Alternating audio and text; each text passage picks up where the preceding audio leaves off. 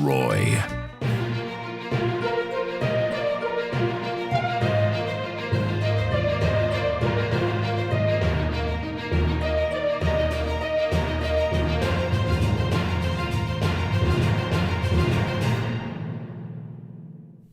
Hello, and welcome to Comics in Quarantine, Solving Problems. I'm Stephen Allen. And I'm Erich McElroy. Hello. And we're back, so it's another Tuesday night. If you've never watched one of these before, welcome. You get half an hour of entertainment. As I said earlier on social media, we try and laugh at the news, because if you don't, you cry at the news. And that's just a sad picture of someone weeping watching Hugh Edwards. And no one needs to see that, so I don't do that in this show. I save that for my own personal stuff. Thank you. Nice. I love Hugh. He's the daddy when it comes to news stuff. So are you doing all right, Eric? You keeping well? I'm doing well. I'm feel like I'm on top of the news because there's nothing else to do. We used to gig in the real world. We used to perform in front of live people, and now we don't. So now we just consume the news and get to go retail shopping in 3 weeks. Yeah, and there's only one story in town, which actually makes it so much easier to pay attention to the news. So we'll be dealing with all that. If you've got any comments for us as well, you can get in touch. Already some messages are coming in. James says Toronto is here. Hey, Toronto. Hey, James. How you doing? Good to hear. It's nice to know you're there. Yeah. Look at that, Canada. I usually take the piss out of Canada, but today, Canada. Yeah. Go, girl. Don't take the piss out of Canada just for today's show, because we're also asking for people to chuck some money at our Ko-fi link down the bottom. Yes, love Canada. Mike says, looking forward to this. Hope your eyesight is okay. How could I check my eyesight? What possibly could I do to try and work out whether I can see or not? Interesting. I'm sure we'll end up covering that.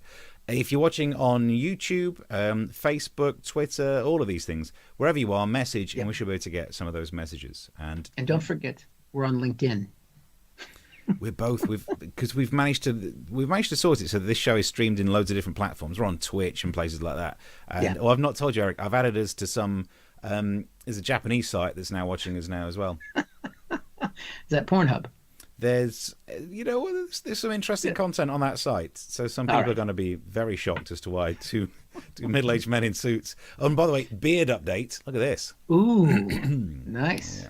Yeah, I actually didn't shave today. I've got a little bit of a tickle myself. I didn't shave today either.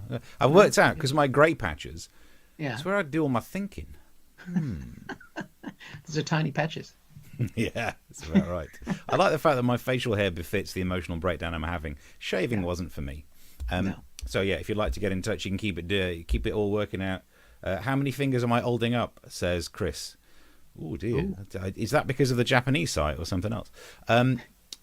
So keep the messages coming through. We'll deal with those, and we'll deal with today's news. Do you want to take the lead there, Eric? That's right. Well, the big news, if you're in the UK, there's nothing bigger than this. And so, James, I'm going to explain this just for you specifically. But also, I think it's very nice for someone with my accent as an American to explain the biggest news story in Britain to most of our British audience. And that is Dominic Cummings. And he did not break lockdown rules. Now you're thinking, well, who is this guy, Dominic Cummings?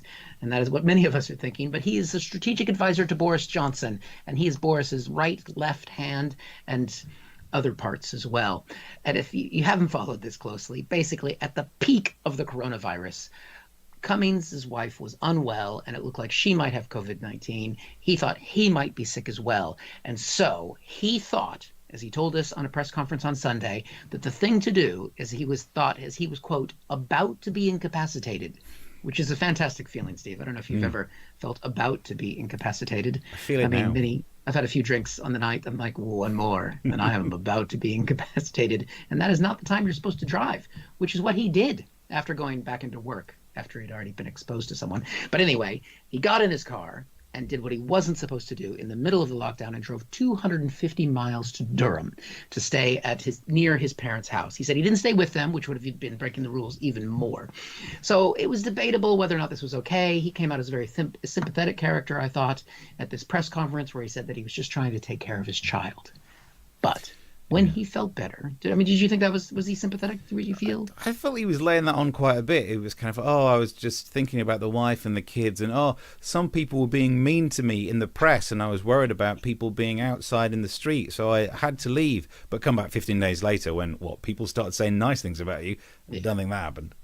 I mean, considering the caricature that this guy plays in British politics is essentially he's the Steve Bannon of British politics. Yeah. And Steve Bannon doesn't worry about anybody. I don't know how many kids the guy has, but he does not give a shit about any of them. And allegedly, I don't want to get sued. But what Cummings did next is what has made this story brilliant. Because not only did he break lockdown, but then he thought, you know what? I need to get back to work because I'm instrumental with the British government. I'm going to drive my family back, and I'm worried about getting on the A1. Now, Steve, you and I have both gigged up and down the country. I worry every time I get on the A1. I think you lived up that way, didn't you, at one stage off the A1? Yeah. Stevenage? Stevenage, yeah. Junction back 8. In the day. Back in the day. So we know how dangerous that is in general when you haven't been taken with a deadly virus. However, he thought, well, I'm not sure. I don't think I can do this big drive, 250 miles.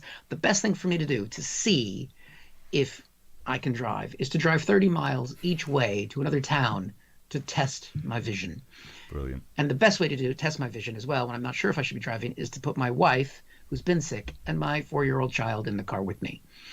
Now, the thing is, the story just keeps getting more and more interesting. Today, he allegedly rewrote a blog. She was writing blogs, his wife, that made it sound like they were in London. It's just like little tidbits. Pretty soon, Downing Street is going to be telling us that, we didn't need to worry about him driving 250 miles and stopping anywhere to expose anyone else, like to use the toilet, because they were driving a camper van and they had a toilet. And we don't have to worry about them stopping anywhere along the way to have gotten food because the camper van had an allotment on top. They were growing their own vegetables as they went down the road. And then we're going to find out, yes, when he was driving and you're saying, well, he was testing his vision, actually the windscreen of the camper van was a prescription windscreen. So he was fine. It's amazing, isn't it, that idea of how do I know that I have the ability to drive? Let's drive to find out. It's the same level of stupidity that lets people who think they can fly try it from buildings rather than the ground. Yeah. So why test it in the worst place possible? Why not go for a quick walk and see how you do and slowly build up? Try bikes. There are so many things. One thing I did notice, in terms of the excuses, you're right, they've been absolutely brilliant. I do want to chuck this in briefly. I expected it to get to the stage where Dominic Cummings' social media would have had his Strava screenshot on there. It would have been, just went for a really long run. That's probably what it is. I mean, in American or Canadian terms, driving that distance is actually like driving a long ways. If James is watching from Canada, he's like 250 miles. That's my daily commute to work each way. But here in this country, because of the poor infrastructure, that's a long ways. But I digress. The story has had some good things. One was this headline that was on the front page of the Times yesterday. This is from their website, though. We've got the headline here. And this is tension and tumescence as the mob scented blood. Now, did you know that word? Tumescence? I don't say it's a hard tumescence. Yeah. That's what I said. I had to Google that. Did you know what it meant before the story came up? I'd come across that as a verb. You've come across it, have you? Well, it is. We've got the definition here, thanks to Wikipedia. Tumescence is the quality or state of being tumescent, swollen, vascular, erectile, sexual excitement. I mean, I don't know about you, but this story's made me tumescent. Has it? Well, a little bit. It's been very exciting. I think they were basically calling him a big penis. But I figure, you know what? Lockdown's been pretty bad. This crisis has been pretty bad. But the good thing is, I've learned a new word from my cop. You've learnt a new word, but it's a slightly rude word, and that's why it's a good word. In terms of rude words with definitions, I love this down the bottom where it says, the tumescent sexual organ in men is the penis, and in women it's the clitoris or other parts of the genitalia like vestibular bulbs. Ooh. And I don't know if you know, but I think vestibular bulbs is when you plant daffodils in your porch. I love a good vestibular bulb. It's my favorite channel on Pornhub. So hopefully that's got James interested in this. Loads of people sending messages about eye tests and things. Anthony says, since Cummings, does that mean that I can now visit my 100-year-old grandfather who lives around the corner? He keeps wanting me to come round for a game of backgammon in his garden. I don't know. It's difficult because Dominic Cummings said that he gets away with it because there's a clause that says these restrictions, you don't have to stick to them if they're not possible. But I think it would have been possible for him to stick to them because he didn't need help when he went to Durham. So in his story, he got to the end of it without needing help. He could have stayed in London. And also driving to a castle was definitely not covered by the restrictions. But of all the things he said in that press briefing, my favourite bit was this. Have a listen to what he said. I've explained all of the above to the Prime Minister. At some point during the first week when we were both sick and in bed, I mentioned to him what I had done. He was in bed with the Prime Minister. How is that not the biggest story here? Dominic Cummings, earning the name, is sleeping with Boris Johnson. Sweet mercy. They have a very tumultuous relationship. They do. Does that work? It's not the word. Does that work as a thing? I don't think it is. So the columns that Mrs. wrote made out that they were in London all the time, but he did a press conference saying that they were up in Durham. And it must be difficult for Dominic Cummings, yet again, here I am, Mr. Sympathy. It must be difficult for him to try and work out which version of him he's being. The version of him that wants to go to Durham and enjoy some sightseeing. And by the way, testing your eyesight by going sightseeing actually makes sense. It's words. Look it up. Yeah. But part of him would be thinking, let's go to Durham. The other part thinking, oh, you've got to agree with the missus and stay down in London.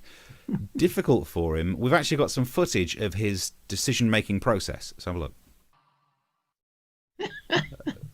So I will admit, fair play, because, fair's fair. I was doing the silly voice. But that was actual footage of Dominic Cummings. So it is remarkable that before he was a strategic advisor, he was an actor and featured in the Lord of the Rings films. Only half lie. But the thing that everyone's obsessed about is the fact that he said he went to drive to test to see whether he could see or not. I mean, I don't know why the government had a problem hitting its testing targets when testing involved going for a bit of a drive. I didn't know. I didn't realise that since the start of this whole lockdown thing, this would have been happening to some people who'd been learning to drive. Well, Mr. Allen, that concludes your driving test. You passed the reversing around the corner, the emergency stop, 3-point turn. Congratulations. You don't have COVID-19. Acting. BAFTA. Where's our BAFTA? Thank you very much for keep the messages coming through. Chris just says vestibular bulbs. Indeed. That's our catchphrase. I think Chris actually might have made a donation as well, or Chris did. We'll give you credit for it, Chris. So thank you very much for that. If anybody does appreciate what we're doing, again, we would have been driving up and down the A1 to earn our living, but we cannot at the moment. So if you're enjoying what you're seeing or hearing or whatever it is, and you'd like to help us work on our tumescence, please, you can buy us a coffee because it's feeling I need something to cream or something for that. Cream in your coffee. Oh, you're meant to drink it. Chris also says method. You're right, method acting. Method. Method. Mark says, did he speak to Michael Gove? Do you know what? I probably could have managed to do the same sort of, if I could do either impression, it could have worked. Keep the messages coming through. Yeah, and if you'd like to slap a coffee in our direction, the link is at the bottom. It's all there. So normally, Eric, it's you that does the Trump news, but right, I've got some Trump news, and it starts out positive because we're talking about cures. Now, by the way, it was only a little bit earlier that we did hear. This was the latest piece of update that there's the biggest step forward since the crisis began. NHS is going to be using this old Ebola drug, and I don't want to seem ungrateful, but doesn't it seem like they're just going through the hand-me-downs, the leftovers? They're kind of like, yeah, I had some cure. Do you want to try this cure? It's like if you don't have time to order a fancy celebration cake and you just take whatever was left over by someone in the shop. You're like, oh, it says happy birthday and it's for a wedding. It'll be right. So I don't like the idea of these hand-me-down cures. The most famous one was hydroxychloroquine. Yeah. Latest on that. The World Health Organization has halted trials over safety fears. Apparently, they were doing some research, and some people who were taking it were showing counterindications, I believe they call it, negative impacts of the drugs. Some of them were not looking well. There was issues with obesity. There was problems with brain fuddle, impacting their cognitive reasoning. Here's the guy. And so that means, because he's still on it. Yeah. The World Health Organization, they're saying no, and he's going, I'm having a slice of this. And I'm just glad you didn't show a picture of me for the obesity side, so thanks for that, Steve. Could have been. There's a lovely clip. As much as everyone's talking about Dominic Cummings, let's not let this clip go past, of Donald Trump talking about how healthy he is because he's taking hydroxychloroquine. Let's have a look. Still here. I'm still here. And I tested very positively in another sense. So this morning, I tested positively toward negative, right? So no, I tested perfectly this morning. Meaning I tested negative. Have you taken the antibody test yet? But that's a way of saying it. Positively toward the negative. Oh, man alive. He's just the biggest idiot ever. It's amazing. I feel sorry for anyone trying to teach maths right now, because that is the worst example of how you have to deal with positives and negatives during multiplication. I'm positive that I'm negative about being not positive, because I am also not negative about being positive about being... What an idiot. And look, that's the kind of mental reasoning that means he is the worst person to give you this kind of phone call.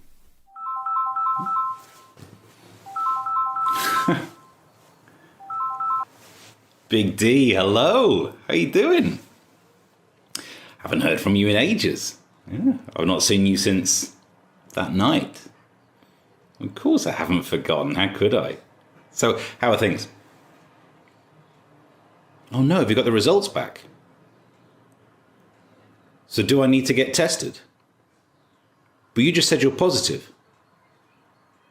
Well, which is it? Are you positive or are you negative? Are you sure?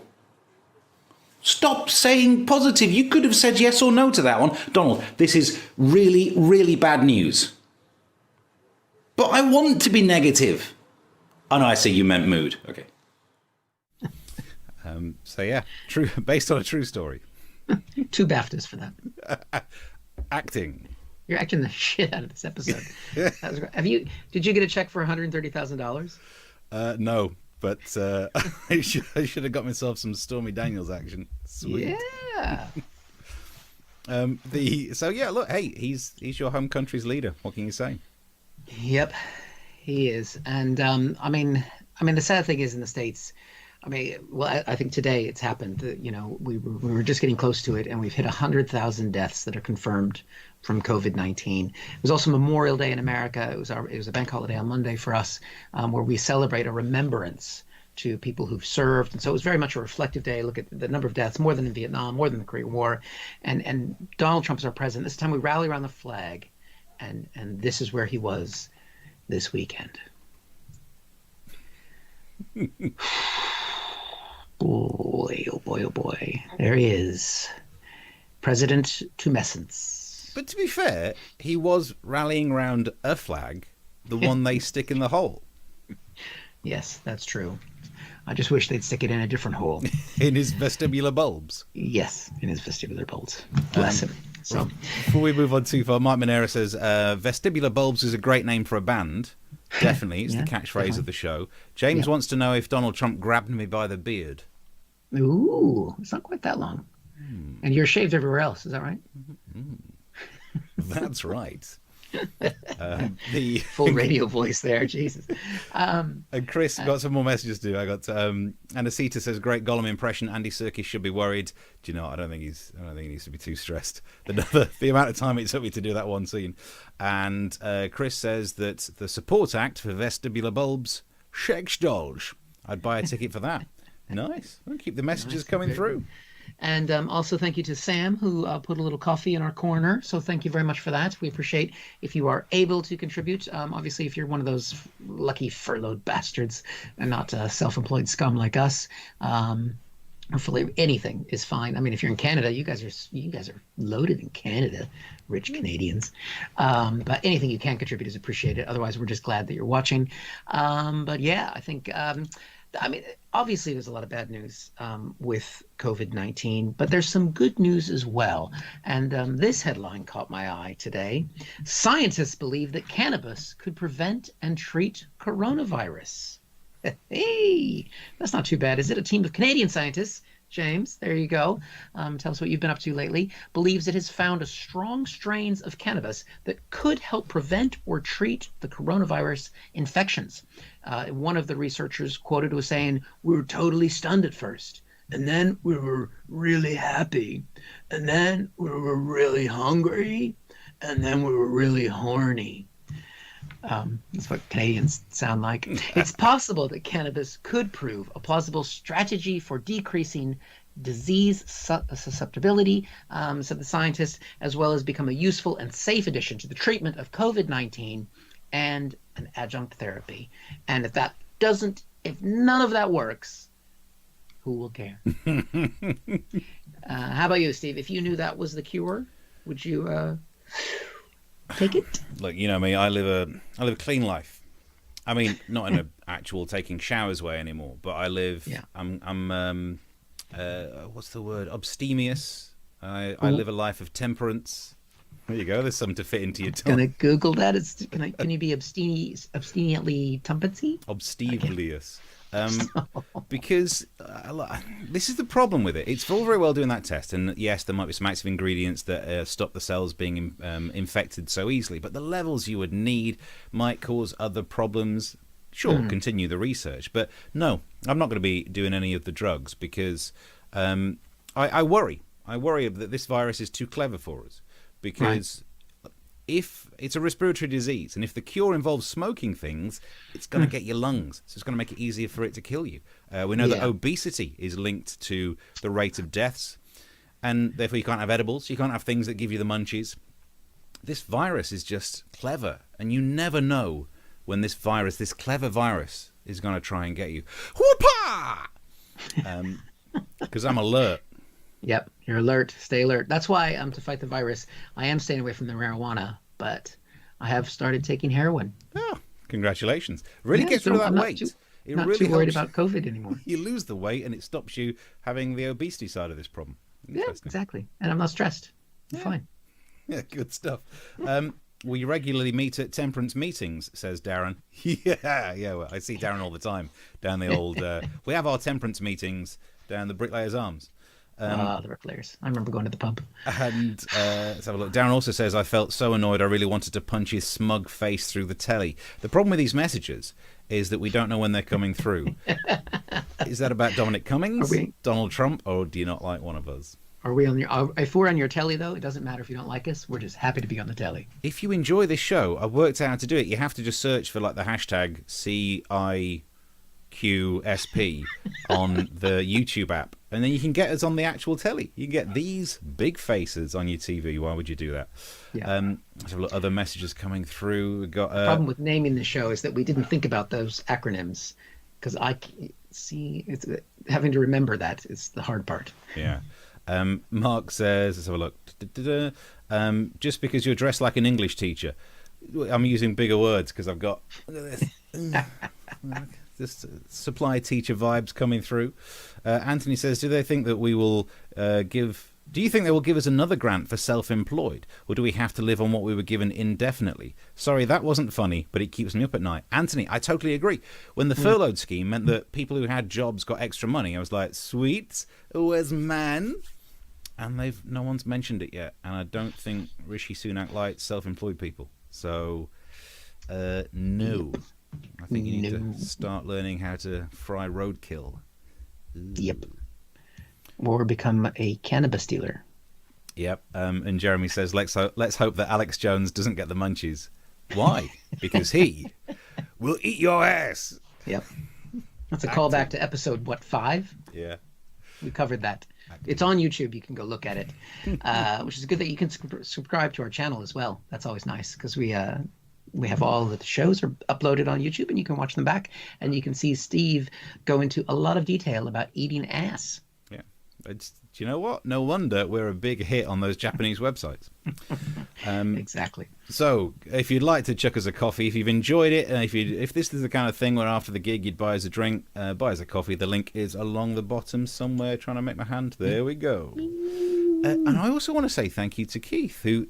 You can message us through the week. Follow us on Twitter, send us messages. And Keith sent me a link. He lives in Wales, and there was a news story about the lockdown restrictions in Wales. He spotted it on the BBC website. What do the new lockdown rules mean? And the one that he drew my attention to was right down the bottom. What if my feet are killing me? Which reminds me of an old Tommy Cooper joke, but won't do it. It says, you can visit a podiatrist or chiropodist in an emergency as long as social distancing rules are maintained. You've got to be 2 meters apart, and then they can sort out your feet. Now, either that means only really tall people, like Peter Crouch is the only one who can get his feet sorted out. Yeah. Or the chiropodist has got their tweezers or whatever at the end of a big stick. I tried it earlier on, and if you attach like some scissors to a mop, you can kind of get in there. So don't worry about. Keith, if you're watching, go and film it, but go and get yourself sorted out, and let's find out what happens when the Welsh start using their scissors at the end of a big stick. Yeah, maybe your legs aren't 2 meters long, but by the time the end of this lockdown is over, my nails will be 2 meters long.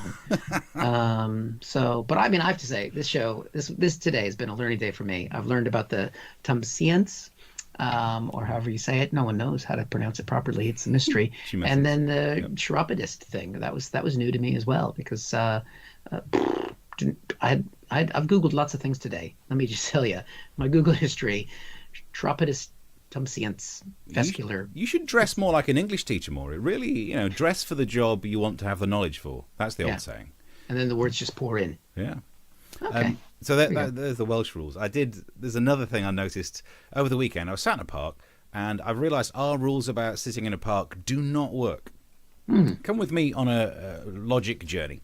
Yes. The rule is you can visit one friend and you must sit 2 meters apart. If you don't know what 2 meters is, it's one bed, it's 3 fridges, it's one big stick that a Welsh chiropodist use.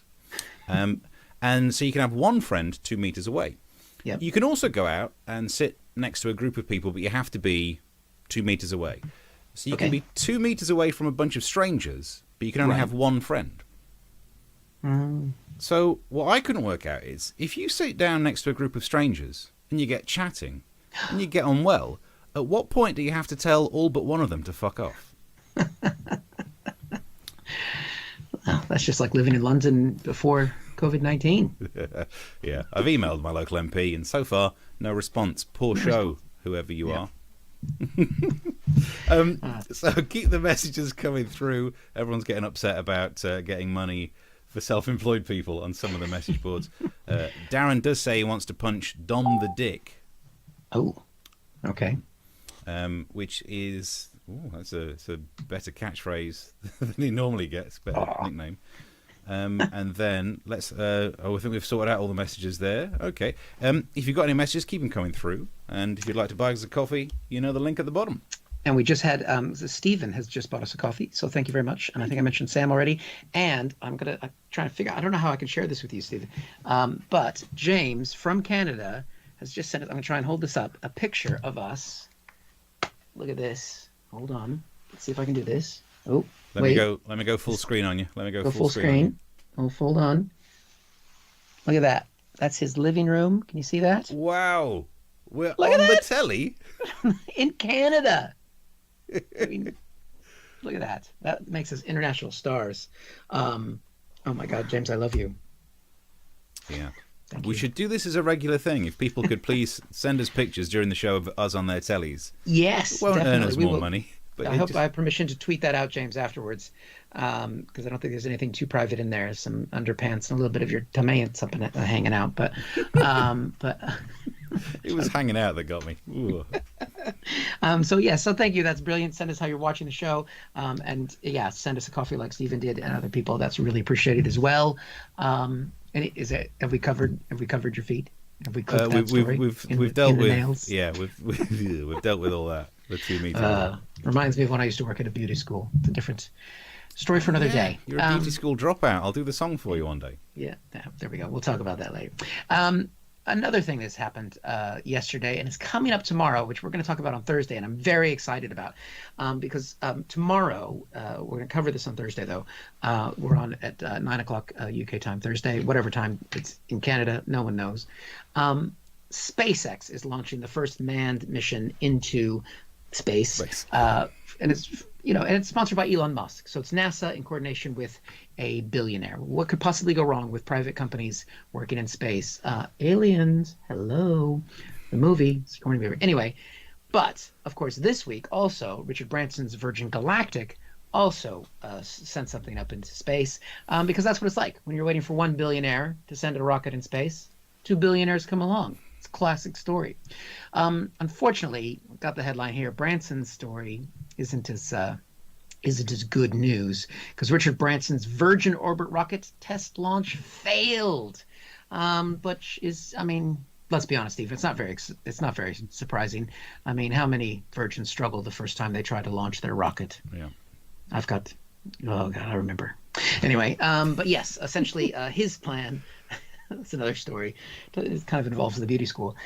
His rocket's a little bit different. It's at the bottom of a jet, and then they drop the rocket off. So it detaches, and I don't know if it detached early, probably did.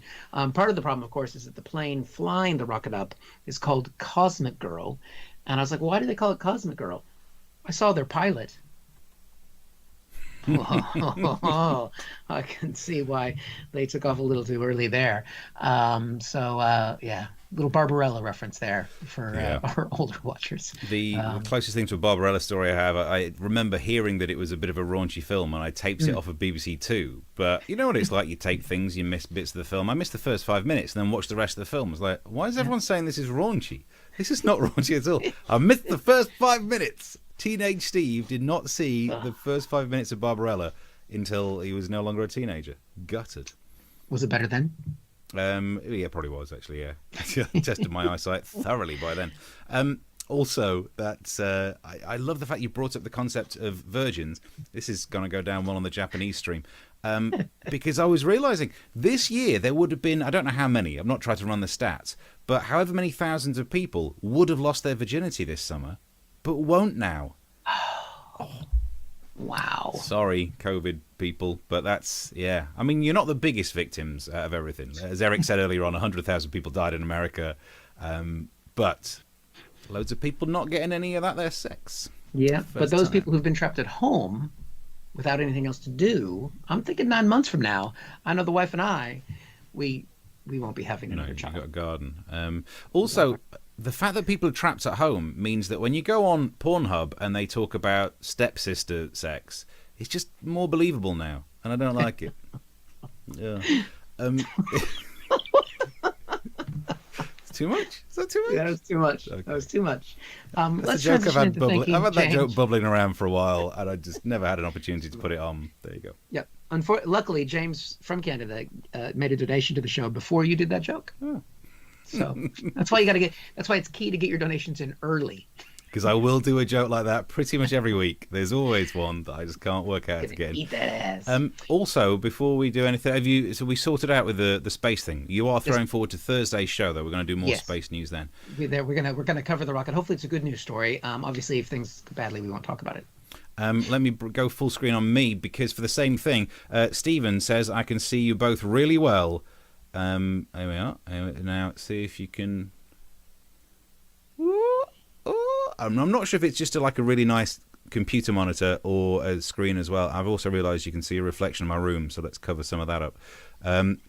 But I tell you what, I didn't realise you get some good detail of the newspapers behind me. I think my webcam might be more focused on them than me. Well, you are trying to plug the coverage of those. Yeah. What is that one? Is that which newspaper do you have behind you today? The green one's the Chad. Got some nice comments. I've got actually, because I write a newspaper column in the Chad, and someone posted on it saying that they were surprised I was a comedian. I mean, that feels nice. But they said because when they met me, I was a quiet man, and I think they meant quiet, or when you can't be sure. Sometimes that's why I grew the beard. Yeah. Any more messages? I've got some more on Twitter. I think I need to be sorting out. Oh yeah, I haven't checked Twitter. I think that I've covered all the ones I've got on this end. But thank you very much for those who've contributed to the show. That's brilliant. We're getting to the end of this one, and we are back on Thursday because we are here every Tuesday and Thursday at 9 o'clock in the UK, covering the news. What do you think, Steve? Prediction time. Will Dominic Cummings still be in Whitehall or wherever he is, Downing Street? Definitely. Yeah, I totally, because they won't back down on this at all. And you know what? I'm not even obsessed with the idea of there needing to be a resignation. It's just an apology. It's just contrition. The idea of the saying that you couldn't have broken the rule because you had good reason, that's not how rules work. You've got me on the rant now. But that moral thing that people learn, he's first day of learning philosophical morality and all that stuff. Is it wrong for someone to steal a loaf of bread if their family's starving?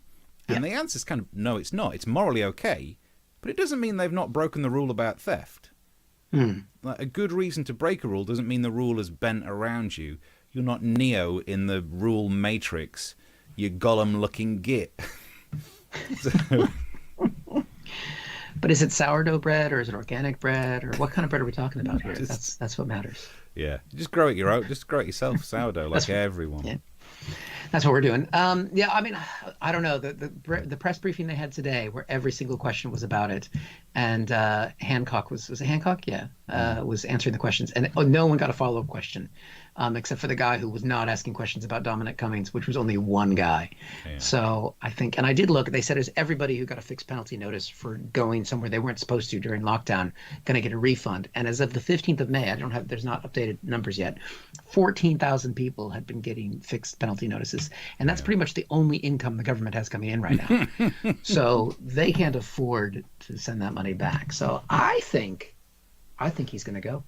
Really interesting. Yeah. We'll see how it carries on then.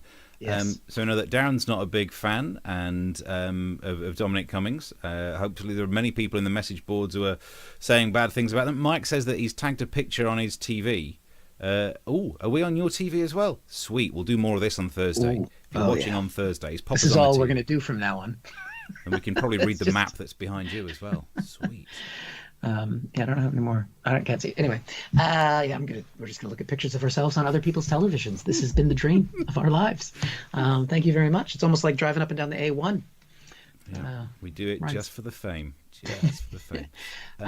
Keep so- messaging through the oncoming days. We're back Thursday at 9:00. If we're sorted, we'll head out of here. Any other business, Eric? That's it. Thank you very much for your contributions. Also, if you're looking for other comedy beyond Thursday, Crack Comedy is doing live streamed comedy shows every Sunday at 8:00 in the UK. And this Sunday we have Hal Cruttenden and Tez Ilias on the show, as well as Michael Fabry and Caroline Maybe.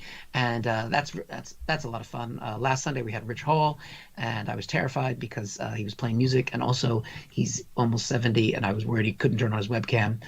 So that was fun, and we got through that. But yeah, so check that out. And do you have anything else going on, Steve, that you'd like to plug? No, I'm taking a couple of days off. I'm gonna get out of here now. I'm already not wearing anything on the lower half. This shirt and tie is heading the other way. I might edit 2 clips out of this to put to the internet, but I'm not lifting a finger until Thursday because I'm sick of it. Good time to go to Bernard Castle for you. Yeah, well, why not?